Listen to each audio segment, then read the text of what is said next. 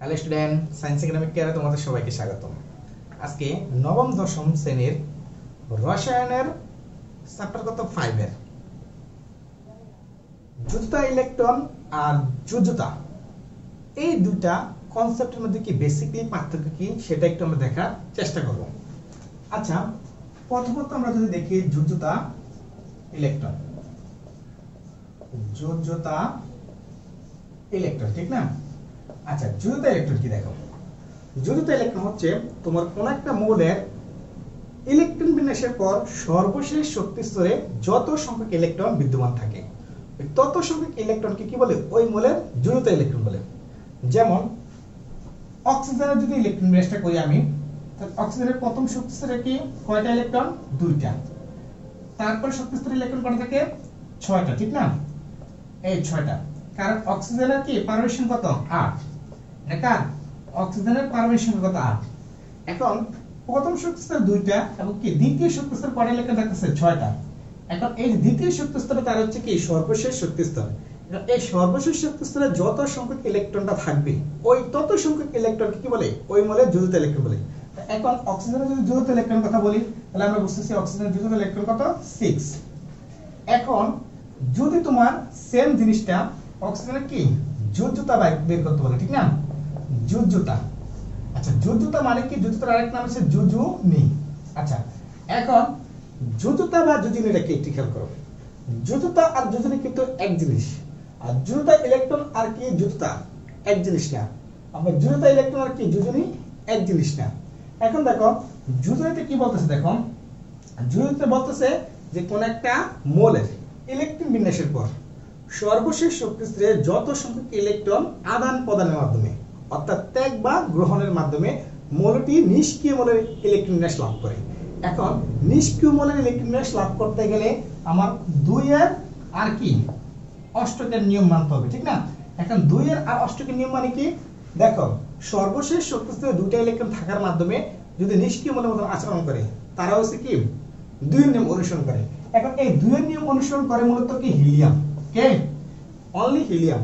যারা হিলিয়ামের মতন ইলেকট্রন বিন্যাস প্রদর্শন করে, অর্থাৎ হিলিয়ামের মতন মানে কি? হিলিয়ামের ইলেকট্রন বিন্যাস করলে আমরা দেখতেছি কি প্রথম শক্তি স্তরে কি 2টা ইলেকট্রন থাকে।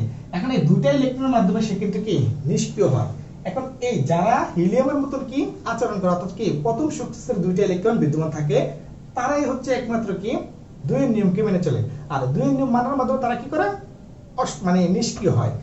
আর অষ্টকের নিয়ম হচ্ছে কি তোমার এই প্রথম শক্তি স্তর বাদে দ্বিতীয় বা তৃতীয় শক্তি স্তরে, দ্বিতীয় বা কি তৃতীয় শক্তি স্তরে যদি তারা কি 8টা করে ইলেকট্রন বিদ্যমান থাকে, 8টা করে ইলেকট্রন বিদ্যমান থাকার মাধ্যমে তারা অষ্টকের নিয়ম লাভ করে।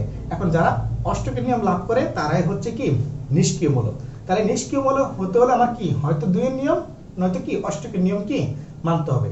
এখন দেখো যেহেতু অক্সিজেনের কি ইলেকট্রন সংখ্যা কত? 8, তাহলে কি প্রথম শক্তি স্তর 2টা, তাহলে সে 2 এর নিয়ম অতিক্রম করে বসে, ঠিক না? দ্বিতীয় শক্তি স্তরে কয়টা আছে? 6টা ইলেকট্রন। এখন দ্বিতীয় শক্তি স্তরে 6টা ইলেকট্রন আছে, ঠিক না? এখন সে যদি দ্বিতীয় শক্তি স্তরে ইলেকট্রন 6টা ইলেকট্রন ত্যাগ করে দেয়, ত্যাগ করে দিলে সে কি হিলিয়ামের মতো ইলেকট্রন বেশ লাভ করতে পারে, অর্থাৎ 2 এর নিয়ম অর্জন করতে পারে।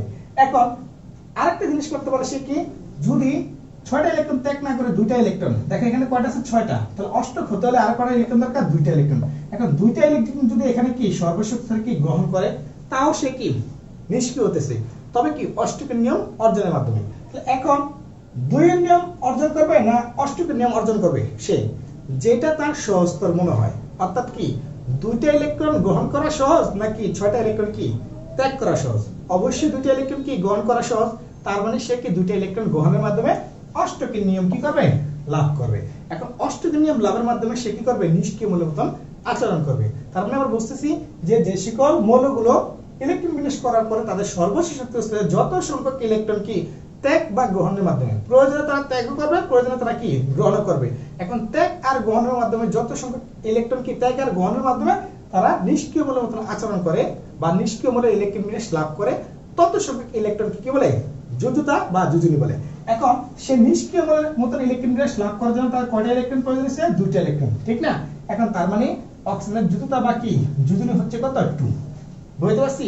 তার মানে যুযুতা ইলেকট্রন আর যুযুনি বা যুযুতা এক কথা না। বুঝতে পারছি? আশা করি ক্লাসটা বুঝতে পারছি।